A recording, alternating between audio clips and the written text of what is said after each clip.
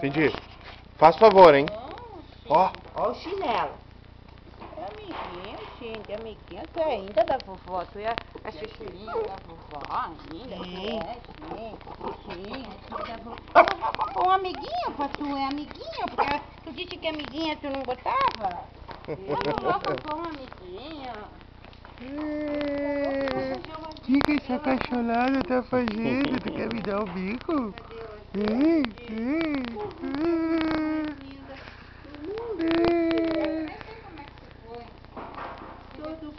Não vai largar agora. Não vai largar agora. Vamos deixar ela presa primeiro, pra ela se habituar. Oh, já lambeu. Tu gostou de mim? Tu gostou? Mas você é muito lindo, você é com essa Juliana. Disseram que era guine azul? Como é que é? Como seria? É amigo, Cindy. tá? Amigo. Não, Ringo, ele disse. Fica com você no colo. É, Ringo. A Silvia queria Fica com você no colo. Giovanni não quer. Tá sem nome ainda. Tá sem nome? Olha o xoxolo sem nome, você. Eu tô cansada porque essa viagem me cansou, né? E eu fiz vacina. Ele fez vacina hoje? É, Ah. e toma remédio dos É a vermes. vovó?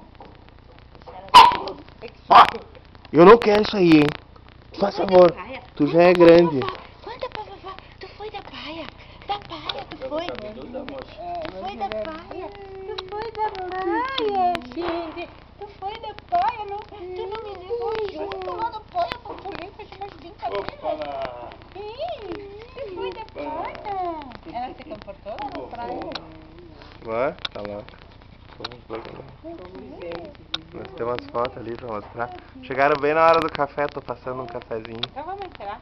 Eu deixo ele no alto um pouquinho. Tem que comprar alguma coisa de pão, alguma coisa? Porcaria, não cuida.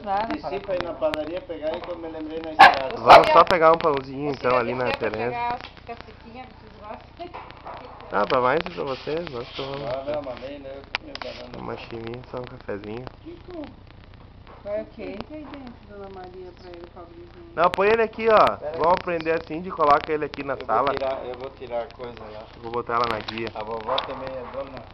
Sim, o papai ajuda.